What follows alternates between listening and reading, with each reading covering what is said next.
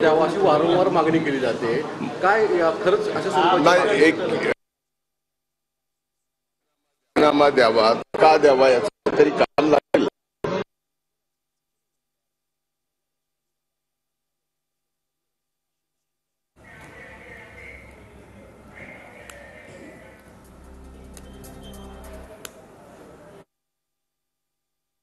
बीड प्रकरणातली पाहतोय धनंजय मुंडे खरं तर माध्यमांशी संवाद साधताय। धनंजय मुंडे यांच्या राजीनाम्याची मागणी खरं तर वारंवार विरोधकांकडून केली जाते।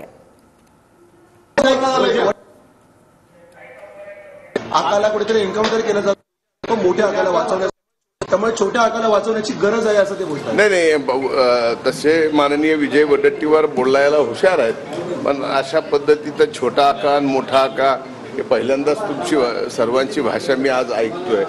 कुणाचा एन्काउंटर आणि कुणाचा काय हे अशा गोष्टी नाही आहेत। एक तर पोलीस प्रशासन CID हे अतिशय व्यवस्थितपणानं तपास करते।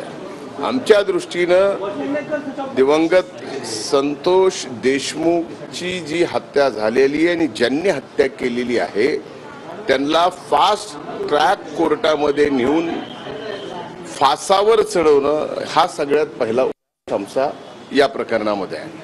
त्यामुळे कुणी काय बोलावं आणि कुणाचा काय होणार आणि काय नाही याला काही अर्थ नाही। मुळात एक मुळामध्ये या प्रकरणात या ठिकाणी फास्ट ट्रॅक मध्ये गेलं पाहिजे ही मागणी मी पहिल्यांदा केली आणि ही नागपूरच्या अधिवेशनात केली।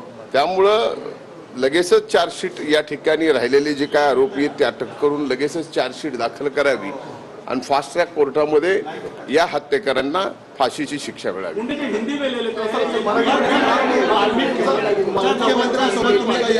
चर्चा केलेली आहे का? नाही।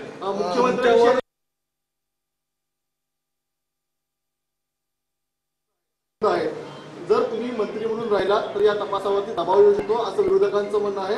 त्यामुळे तुम्हाला मंत्रिमंडळातून बाहेर काढा अशी त्यांची मागणी आहे। त्या मागणीकडे कसं पाहता? एक लक्षात घ्या, म्हणूनच हा तपास CID कडे दिलेला आहे। हा तपास न्यायालयीन पण होणार आहे, त्यामुळं त्या तपासाशी कुठल्याही प्रकारचा प्रभाव मी मंत्री म्हणून राहून होऊ शकत नाही। म्हणूनच या ठिकाणी CID आपण पाहतोय आताची ही महत्त्वाची एक लक्षात घ्या, याच्यात का घडतं हे आम्हाला कळण्यापेक्षा माध्यमांना जास्त अगोदर कळतं। आता या बाबतीमध्ये का घडावं, या बाबतीत मीच पालकमंत्री मीच मंत्री मीच का नसावं हे जे विरोध करणारे लोक आहेत आपण त्यांना प्रश्न विचारले तर अधिक सर्वपक्षीय आमदार एकवटतात, त्याचं नेमकं मुख्य कारण काय? एक लक्षात घ्या की सर्वपक्षीय आमदारांनी एकवटावं या हे एकवटणं एका निर्गुण हत्येच्या बाबतीमध्ये झालेलं आहे। त्यामुळे ते काही चुकीचं झालं असं मला म्हणता येत नाही, कारण ती घटना अतिशय दुर्दैवी आहे आणि त्या घटनेमध्ये जे कोण दोषी असतील त्यांना फाशी व्हावी हीच भूमिका तिथं सर्वांची। आता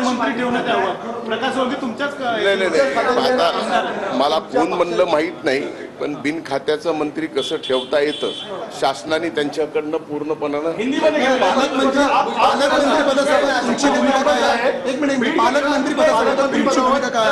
सर्वपक्षीय आमदार म्हणतात की मुख्यमंत्री किंवा अजितदादांनी बीडचं पालकमंत्रीपद घ्यावं। या बाबतीत जे निर्णय घेतील ते आमचे नेते आदरणीय अजितदादा। महत्वाची अपडेट आपण पाहतोय। बीड हत्या प्रकरणाचा तपास हा पोलिसांकडून योग्य पद्धतीने सुरू आहे। आरोपींना फासावर चढवणं हा आमचा प्रयत्न असेल असं धनंजय मुंडे म्हणालेत। यासोबतच बीड हत्या प्रकरणाचा खटला फास्ट ट्रॅक कोर्टात चालवण्यात यावा ही मागणी मी सगळ्यात आधी केली होती असं सुद्धा धनंजय मुंडे यावेळी म्हणाले। देखो ऐसा है कि जुड़ते हैं जुड़ेंगे जुड़ने वाले हैं, इस पे मैं कोई अपना मत व्यक्त नहीं करता हूँ। उस दिन आदरणीय अजीत दादा साहब ने आदरणीय पवार साहब की उनके जन्मदिन पे मुलाकात ली थी। तर आपण पाहतोय विविध मुद्द्यांवर या ठिकाणी धनंजय मुंडेंनी उत्तरं दिली आहे। आरोपींना फासावर चढवणं हा आमचा प्रयत्न असल्याचं धनंजय मुंडे म्हणतात। खरं तर धनंजय मुंडेंच्या राजीनाम्याची मागणी विरोधकांकडून अनेक नेत्यांकडून केली जाते, मात्र मीच पालकमंत्री का नसावं हे विरोध करणाऱ्यांना आपण विचारावं असं धनंजय मुंडे या प्रकरणात उत्तर देताना म्हणालेले। एकूणच वाल्मिक कराड याला अटक करण्यात आलेली होती आणि आता वडेट्टीवारांनी एक मोठं विधान केलेलं होतं। मोठ्या आकाला वाचवण्यासाठी लहान आकाचा एन्काउंटर होऊ शकतो असं सुद्धा वडेट्टीवार म्हणाले होते। यावर सुद्धा मुंडेंनी ही प्रतिक्रिया दिली आहे।